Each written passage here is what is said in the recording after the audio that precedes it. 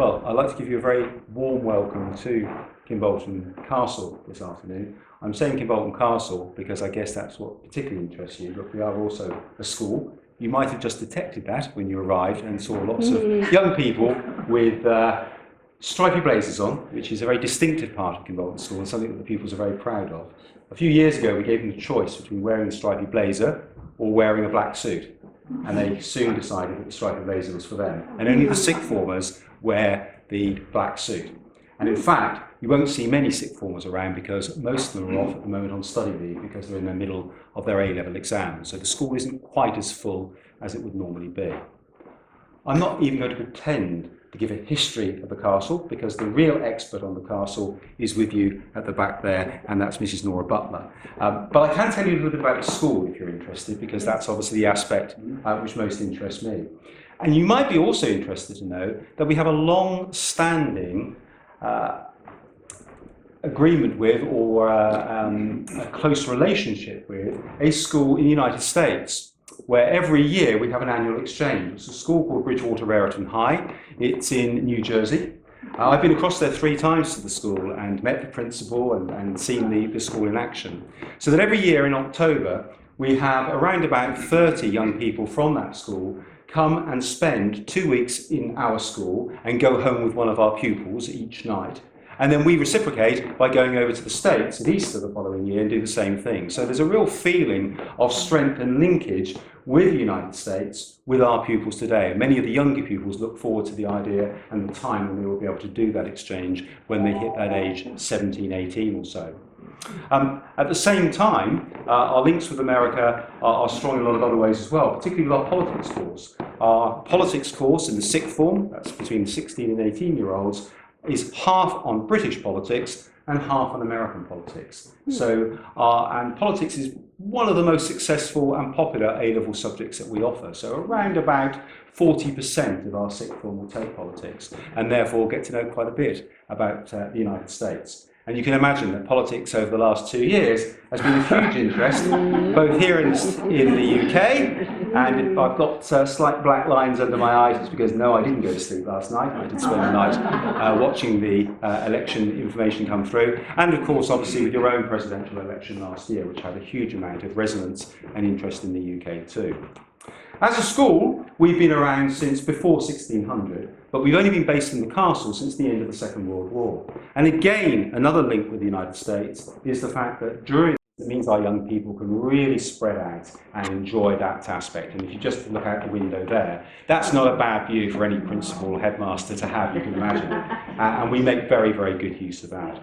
As the years have gone by, we've been able to build up the school with additional buildings for the teaching, bespoke science lab, sports hall, music centre, assembly hall and so on. But originally, most of the lessons took place here in the castle, and this room was actually used for teaching before the headmaster was able to second it for himself about 40 or so years ago, and I'm not giving it away again. The school today, we have 673 pupils in the senior school from 11 to 18 and a further 300 in our prep school, which goes from 4 to 11 years age. So if you add those two together, we're just shy of 1,000 pupils, which is relatively large for an independent school in the UK. We are fee paying.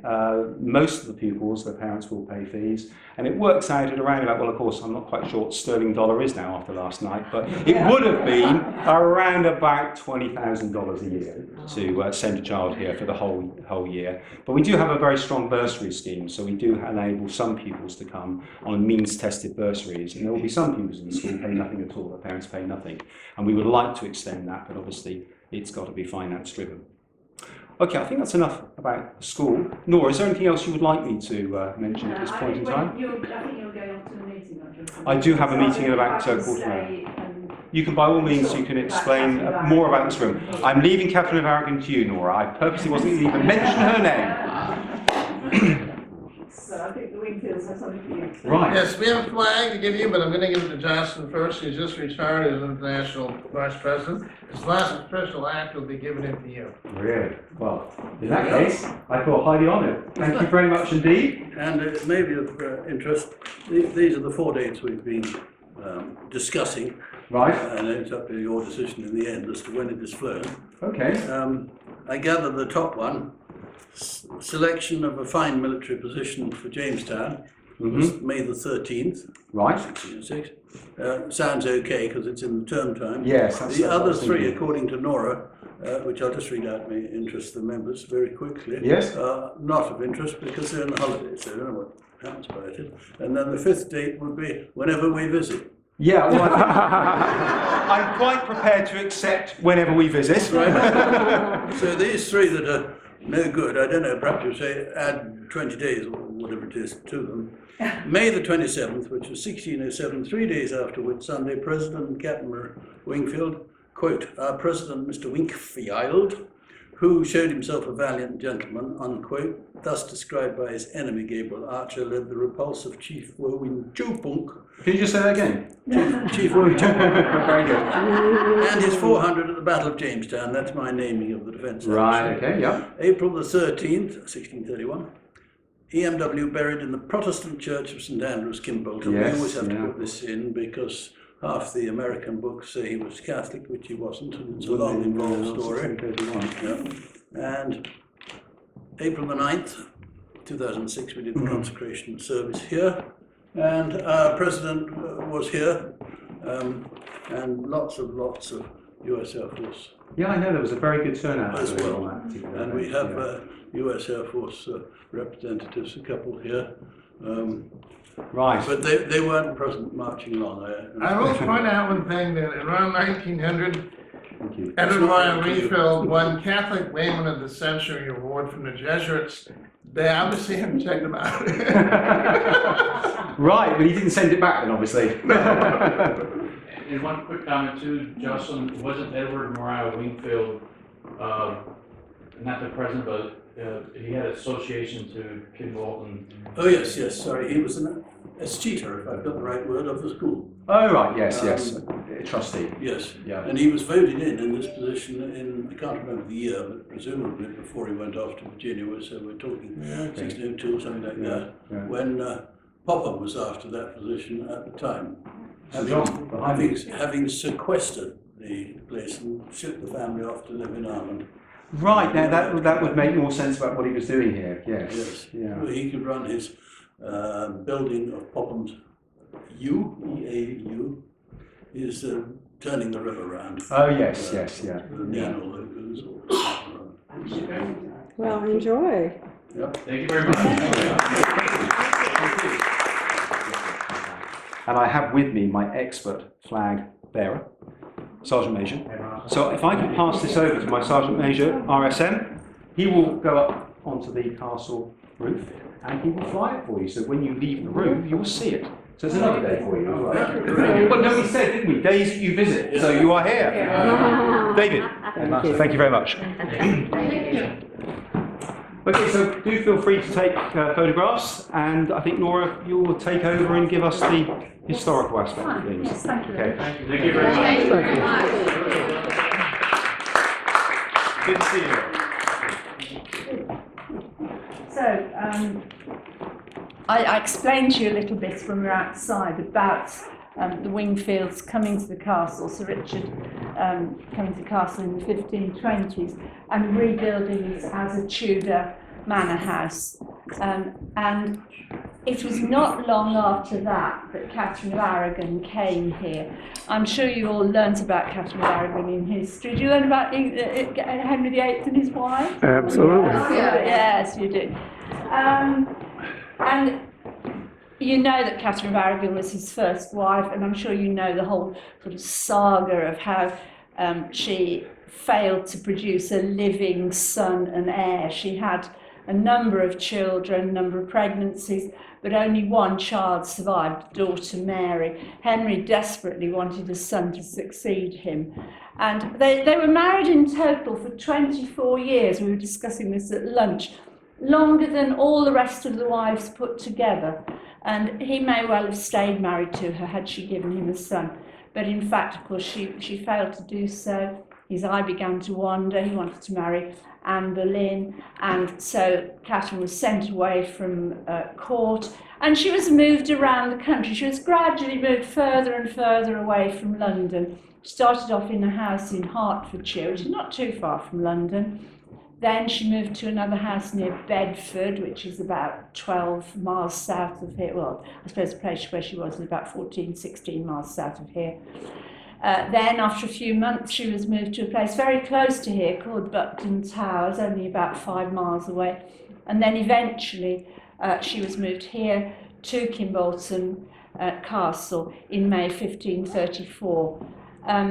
The castle then, as I said, was very different from the castle she would have that we see now. I can tell you a little bit about things that we know about it inside. I mentioned the outside appearance. One thing I don't think I mentioned actually was at that time when she came here, there was still at least one round tower on it. So in part it was still a medieval building. We're pretty confident that down this side of the castle, where that great room is that we just came through, the room we call the saloon, which is nothing like saloons you have in the Wild West, by the way.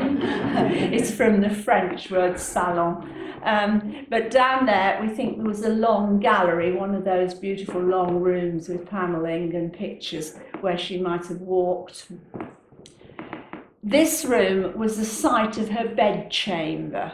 So this is where, in fact, she she spent most of her time when she was at Kimbolton. She could have gone into the rest of the castle. She could have gone to the Great Hall, which we'll see later on, to have her meals. But she chose to keep herself to herself. And the reason for that seems to have been that Henry VIII had given orders that although she was to be treated well and she was to be treated respectfully, she was only to be treated as his brother's widow. You might remember from your history, she'd previously been the wife of his elder brother who died.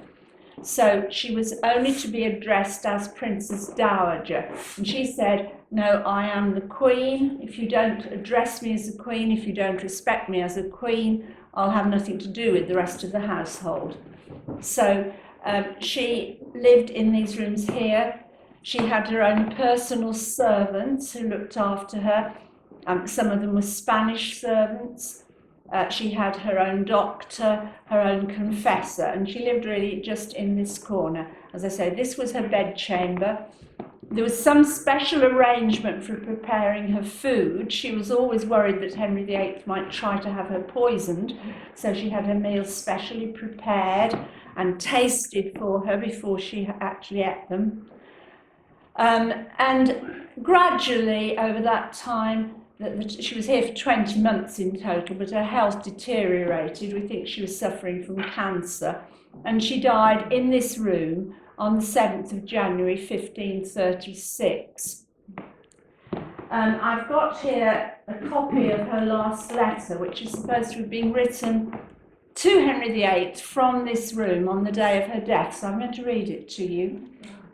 My most dear Lord, King and Husband, the hour of my death now drawing on, the tender love I owe you forceth me, my case being such, to commend myself to you, and to put you in remembrance with a few words of the health and safeguard of your soul, which you ought to prefer before all worldly matters, and before the care and pampering of your body, for the which you have cast me into many calamities, and yourself into many troubles. For my part, I pardon you everything, and I wish to devoutly pray God that he will pardon you also. For the rest, I commend unto you our daughter Mary, beseeching you to be a good father unto her, as I have heretofore desired.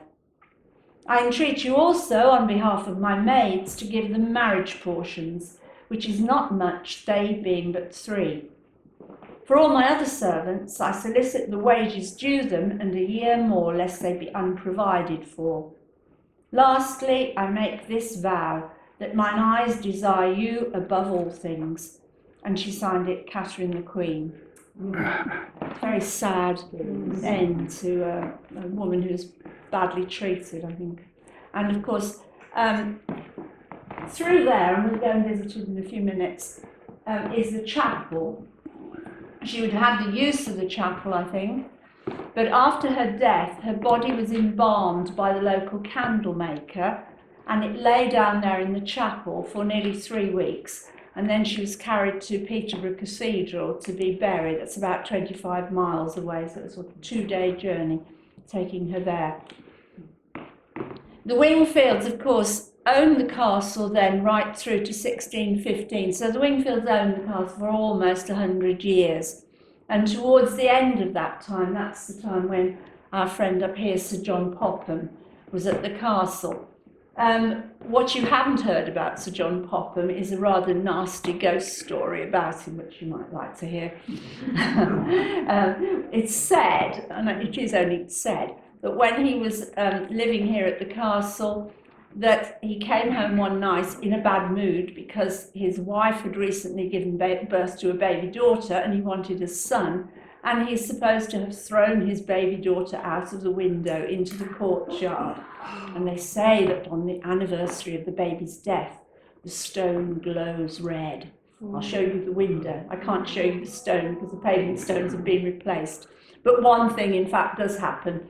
The pupils quite regularly put blobs of red ink on one or other of the stones, which is a reminder of the story. He does look quite a bad-tempered man, doesn't he? He doesn't look a pleasant character. But I think the real theory is that, in fact, because he was a judge, and I didn't mention to you, he was the judge at the trial of Guy Fawkes, of course. He was a prominent judge. I suspect that he'd given certain judgments against one or two people which they didn't like, and that perhaps therefore they got these stories going round about him, rather nasty, malicious little stories, just to upset him.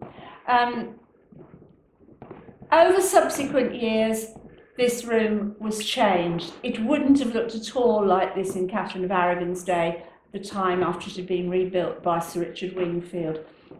It may have been panelled, it may have been plastered with perhaps painted patterns and things on the walls. But it's always been kept, ever since, as the Queen's room. So the Queen's room, the room where Catherine of Aragon died. Do have a look at the little room. Okay, the video's on, so there's what you're taking. No, you get a picture of yours. I'm not sure. I think the first one is oh, this is very small. Must be here. There's a picture of her. Yeah. I think it is. Yes. Okay. Oh, what might be And knowing that she died. What about this picture? I guess that's. Yes, I think that's you have an idea. I do. No one. Swap the bed mask. No. I'm just talking about his view. I know, I win. Yeah, the ceiling, you can look up at the ceiling. It's all good. What a nice work I environment. know, Exactly. very, very lucky. Did you like being at school? I loved it, yes. I still got my beret from the prep department. Oh, I that's how Yeah, pretty snazzy, and you can still wear it. So when I came back here for the job, I thought, no, I'm going to have that sitting on my desk just to remind me. Yes. How about your uniform? Did you have you should Yeah. display that somewhere with I them. know. Sorry. Turn this off. I have a picture of you. So I heard you were at Wingfield College. Manchester, for short. There are still, his descendants eventually became dukes of Manchester, so they went up even higher. There are still dukes of Manchester, well, there is still a Duke of Manchester. I regret to say he's not a nice man at all, and we've shipped him off to you. So he's in prison in Las Vegas at the moment, having done an attempted burglary or something like that. So that's the Duke of Manchester. Now, I'm going to take you down now to the chapel, and then we'll have a look at some of the other rooms as well. Come this way for me first.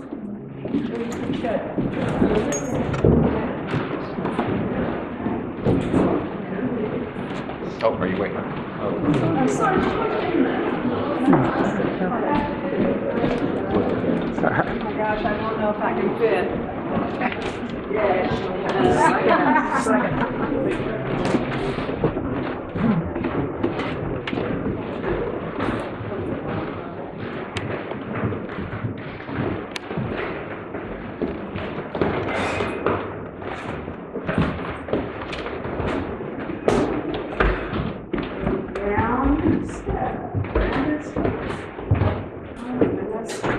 roses.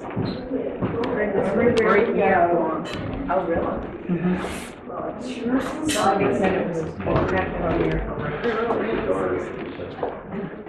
Oh, here we go. Yes. Did you say yes? Yes. A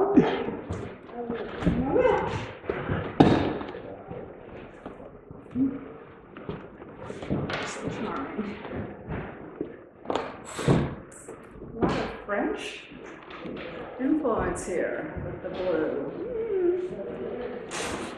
Sure. Painting is tiring.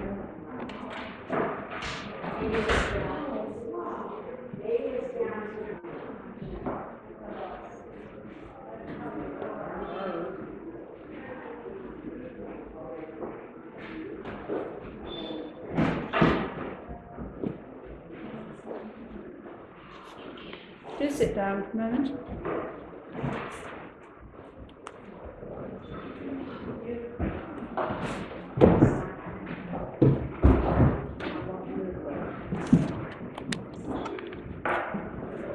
Who have we lost? I think we lost our group. So this is the chapel, obviously. We think that there's been a chapel here since the Middle Ages, but the chapel, when the Wingfields were here, the chapel in the Middle Ages, would have been very different from the chapel you have now. So it would have been much more like, I think, an old church with sort of plastered walls rather than the panelling that you've got now. And we think that when Catherine of Aragon was here, up there, rather than there being a gallery, that there was probably a room up there called the chapel chamber, with windows looking down into the body of the chapel. So Catherine of Aragon's room we've just come from was just through beyond the panelling at the top, and she would presumably have had access to that room for prayer and confession. And as I said, after she died, her body was embalmed by the local candle maker, and it lay here in the body of the chapel for nearly 3 weeks. So this is actually where she was. But as we have it now, again, it's a product really of the early 18th century, and it's the family chapel for the Montague family. So they sat up there in grand chairs, and then down here where you are was where all the maids and the cooks and the house servants sat. And then at the back was an open area with no seats where the gardeners and the grooms stood. So, the paintings you saw, the ceiling that you saw in Jane's office, the boudoir as we call it, and the paintings around here on the walls are by an Italian artist called Giovanni Antonio Pellegrini, who was brought back from Venice by the fourth Earl to paint here, and you'll see some more of his work in a little while on the grand staircase. But remember, this is nothing to do with the Wingfields or with Catherine of Aragon. It's all later. It's part of the Montague history of the castle, but it's interesting to look at. Yeah. If you're interested in embroidery, any of you, or sewing, the frontals on the altar were made by some of the pupils at the school, the sort of 13-year-olds, a year or two back. Each child, boys and girls, made a square, and they were all sewn up in to make these altar frontals. So this is the green one for this season, and that's the one we had on for Easter just recently. There's a red one and a purple one also.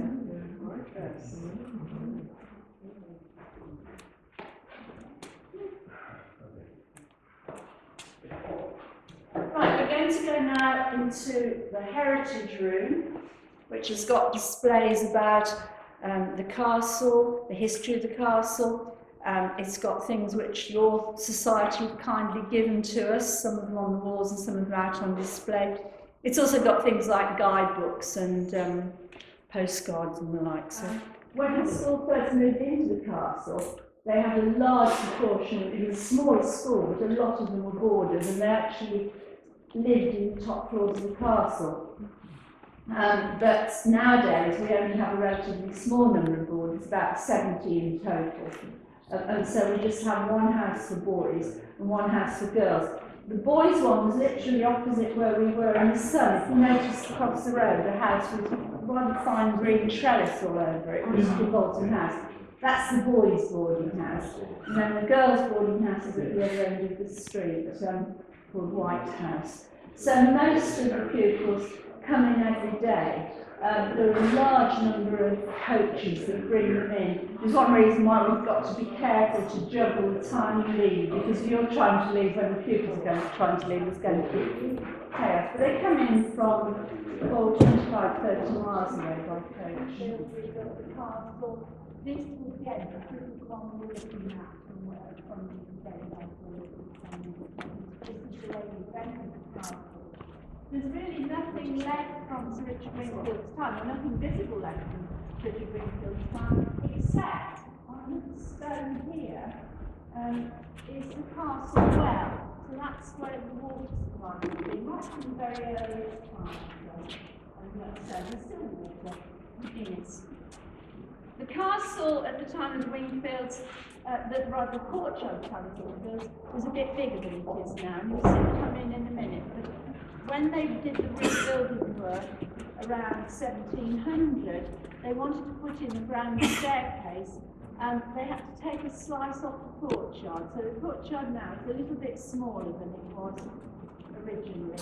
And it would obviously have had smaller windows, stonework and so on in Catherine Faraday's day, Wingfield's day.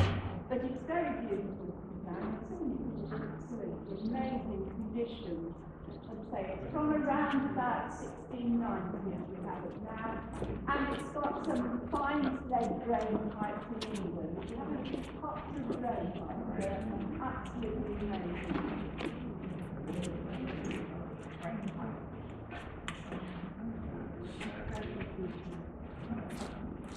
It was all done for the fourth Earl of Manchester, so this is the Montagues now, as it looks now. His name was Charles Edward Montague. You can see his initials up there, out in gold. You can see his great coat of arms up there as well. And if you're wondering, the creature on the left is not a unicorn, it's an antelope, and it's lost one of its horns. We suspect that somewhere the Kimbolton school old boy with one of the trophy.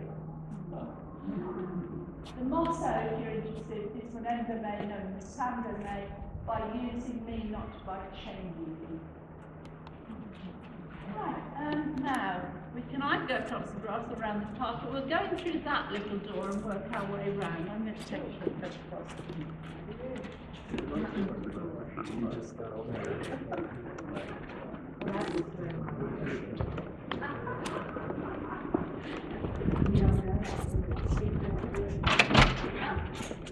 Two steep steps down.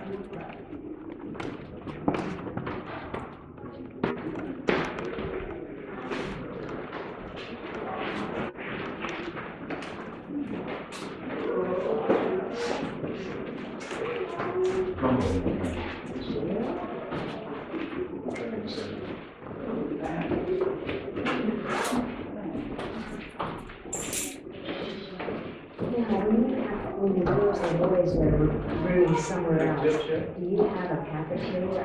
Yeah. Accommodations? Yes. How do you work They on have meals in, it's what was once the stable block for the castle. I can point it out. If you remind me when we're outside, I'll put where it is. But it's, that is converted into a dining room, so they have a meals there. So they come from over there? Yes, yeah. Take their meals each day and then go back, and they have a room? A room in the Well, and then they have somebody that there's. Yeah, house. Yeah. So the area we're in now is what was the corner of the courtyard at the time of the Wingfields.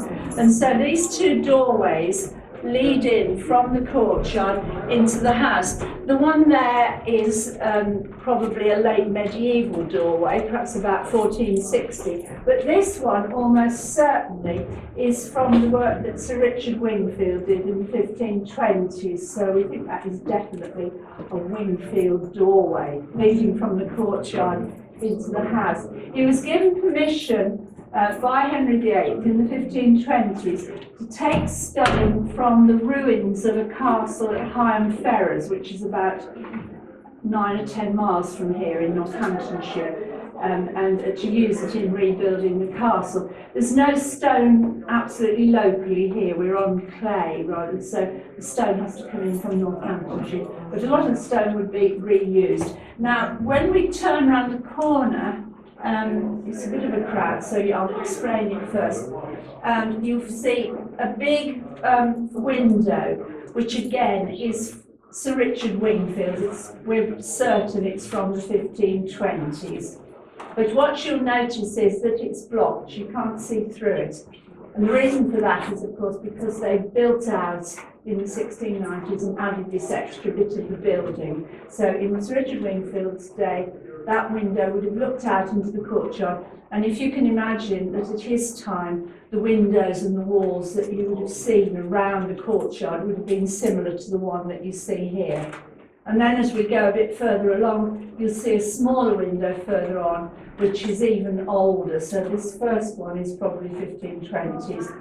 The one beyond it is no later than 1460, but it could be 100 years older than that. So it's about the oldest thing you can see in the castle. The other thing to remember is we call it the Tudor corridor, but in Tudor times, Wingfield's time, it wouldn't have been a corridor, it would have been a line of rooms leading from one to another. So they just put in a partition wall to create a corridor later on.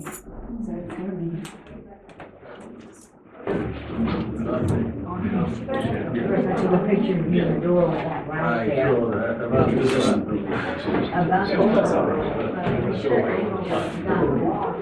It actually looks like a door.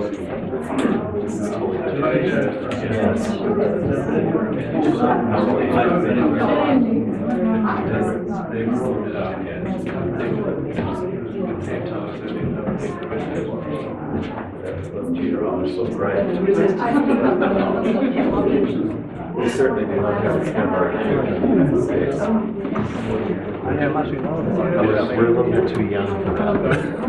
Was it New York? Yeah. There's another 500 years.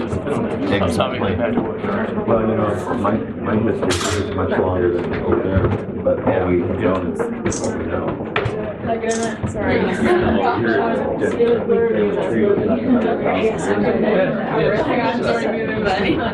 And most of the families there can't trace even that far.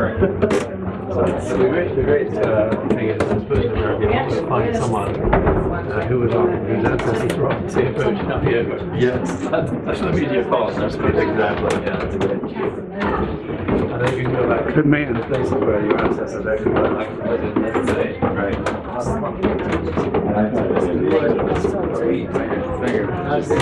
We don't tell a story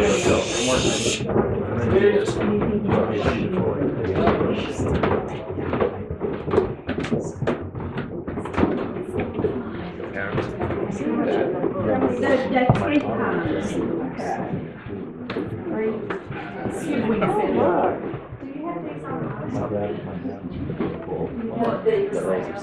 No, they're not.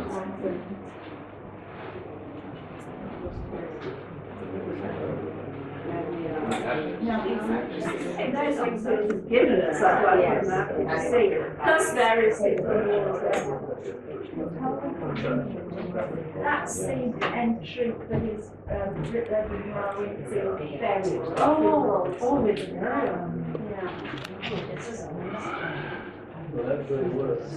Okay. Sorry. I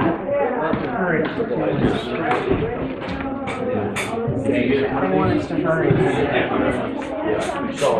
Upstairs. Well, naturally, I knew you would find some stairs somewhere. Yes.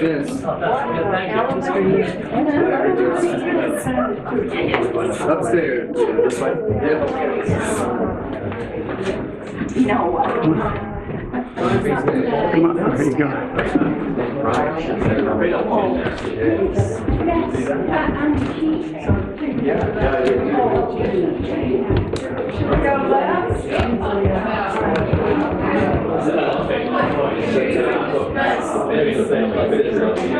weather is right. He was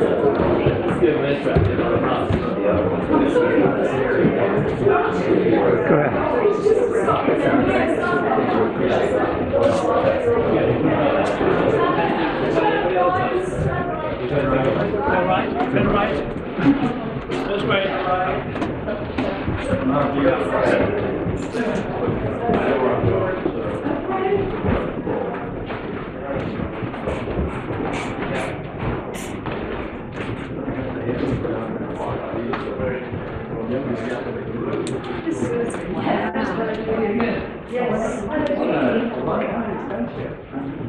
So long, we don't know exactly how long. I mean, one of his contemporaries said he was hinted at prodigious quick. It's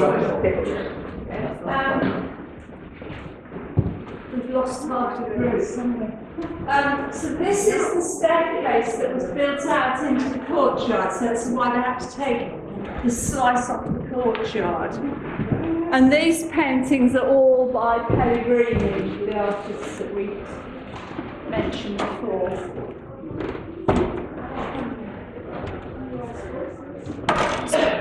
This is the grand staircase which was built out into the courtyard around 1700, and that's why this courtyard was made smaller. The paintings are all again by Pellegrini, the artists that we're hearing about. We've lost them. I need to get check. You are escorted visitors, and I'm not allowed to let you wander.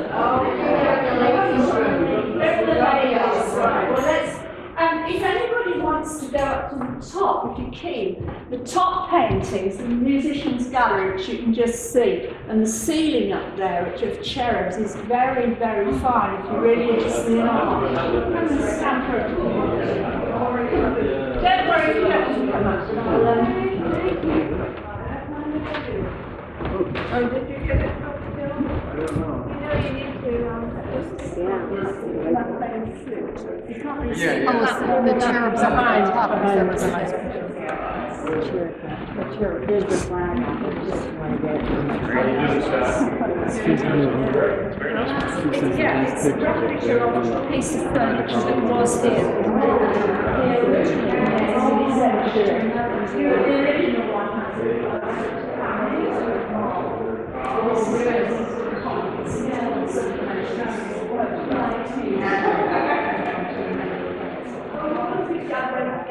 I was mentioning that piece of furniture over there, which was made by the school. It's a replica of a piece of furniture called a Kimbolton cabinet, which was made in the 18th century for the owner of the castle. The original one was sold when the castle was sold to the school. The original one was sold to the V&A Museum in London. And it's there now, so you can go and visit it in London. And it's said to be worth £5 million, the actual one. So some of the staff at the school thought it would be nice to make a sort of replica of everything rather than school. You're now entering what was the Great Hall of the castle. And this is an important room for you. Do you remember I said that Catherine Barrowman could have come into the Great Hall to have her meals, but she didn't choose to do so. She stayed in her own room. So this would have been the main living space of the castle, right from earliest times, and right through really until about 1700, when that fine river saloon was built. But what you've got to bear in mind is that the Great Hall originally, you can see it from about here, sort of, because unfortunately there's an art exhibition on it at the moment, but the Great Hall of the castle was from here right down to the white wall at the end. And this red wall here was just put in the 1690s to create an extra room. So you have to imagine that in the Wingfield's time, in Catherine Barrowman's time, this was one big room. Where we are now was a table running this way, where the family and the important members of the household would sit for their meals. That is where Catherine Barrowman would have sat had she chosen to come into the Great Hall. and then long tables running the length of the hall where the rest of the household would sit. Underneath the carpet is a wooden floor. Underneath the wooden floor is still the stone floor of the great hall. Behind the panelling on the walls, there are still bits of plaster, Bible texts and so on. You might have seen a picture of them down in the Heritage Room. Up above the ceiling through there, still bits of the roof beams onto the great beamed roof. So very important room, the main living space of the castle, right from earliest time until gradually, from Richard Wingfield perhaps and beyond that, the family began to have their own private rooms, but in earlier times certainly the main living space. Do feel free to come through into it, and say you can't see it very well because of the art exhibition.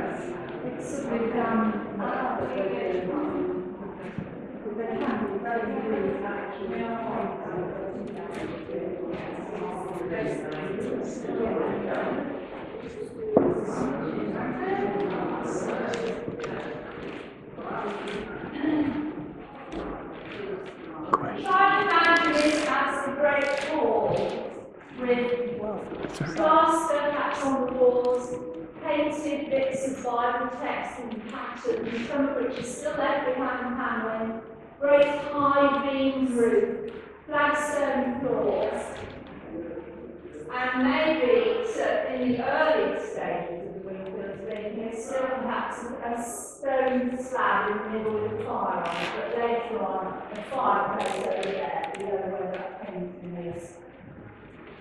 These are students. These are students, yes, 6. Sorry. We can just peek into the room at the end, which is now the staff room. I don't know if you've got any former teachers here, but you might like to see what the staff room looks like if you're not in school. You are, but you go and see the staff room. It was the Duke's dining room. We'll just have a quick peek into there.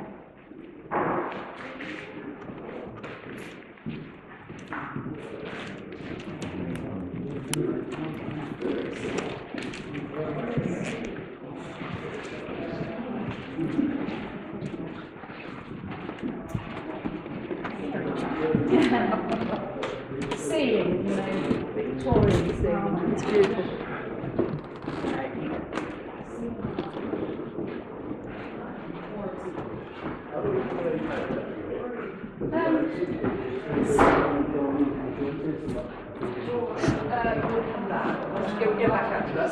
Yes. But yeah, that's all right. Yes. I'm not supposed to let them straight. Montague, yes. Montague or Manchester, because it's the same. You can't always tell whether it's Louise.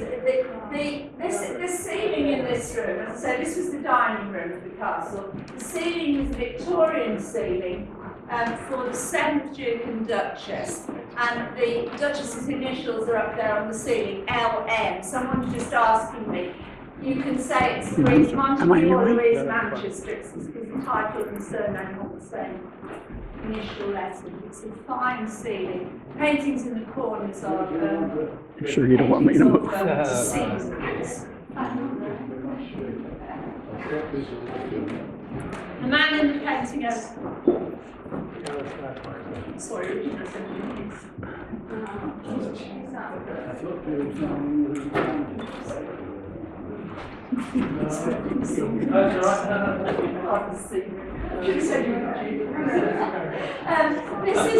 this is the 7th Duke, the one who had the ceiling done. Quite an interesting man.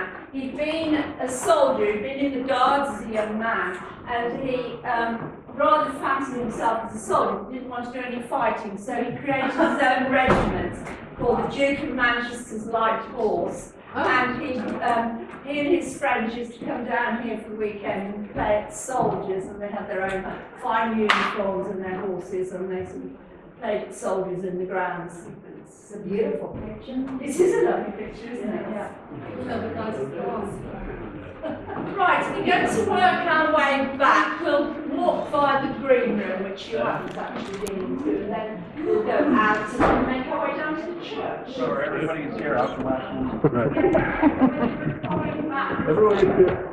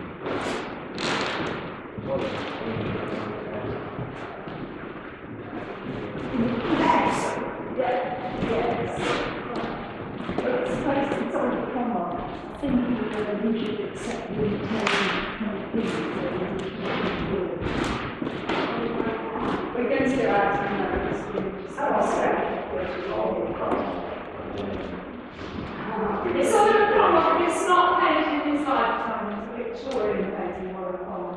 He was a local lad, actually. He came from Huntington about 12 months ago.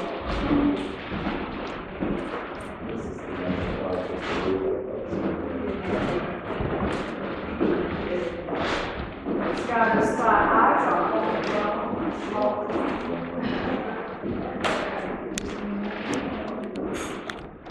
I was just explaining, this is Oliver Cromwell, but not painted in his lifetime, painted in Victorian times.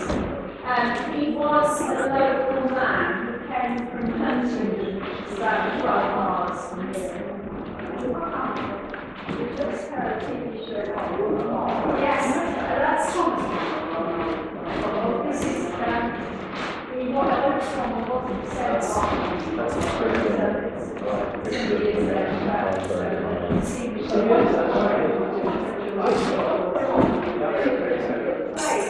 About 16, 19, 17, 20. Courtyard work was just because they wanted to make the courtyard more interesting, putting the staircase and putting the corridors and so on. And then when that was finished, the work stopped for about 12 years. The Earl of Manchester went off to Venice, which is where he met Pellegrini, and he was the ambassador to Venice. And while he was there, this part of the castle fell down. We're not sure what was in it. Possibly there was still a medieval round tower on this corner. And that's when the family sent for this famous architect, Sir John Vanbrugh, who rebuilt all the rooms down this side. So this was the green drawing room. Once again, the red drawing room, this was the green drawing room. When the school bought the castle in 1950, this room was in a terrible state. Headmaster rather unkindly blamed the Americans on it. It's not actually right. It was the Army Medical Corps, the British Army Medical Corps, actually had the castle and it was being more to blame for. And they stored their medical supplies up above, and they put the steam, the sand, and the floors out, and it all held up the cross. The school had to strip it all out, so this is a modern room, really. But it's got interesting things, like what we've got up there. It's got a Royal Oak fire back, which commemorates our King Charles II hiding in an oak tree after the Battle of Worcester. And it's got a very fine portrait of the fourth Duke. That's the one who had the Gates House built, and the one who had the Kimbolton Cabinet made. That's painted in Italy when he was on a grand tour in the Right, we're going to go out now, the way we came in, through the saloon. We're going to make our way down, we'll make our way first, and take away all your visitor badges. Sorry,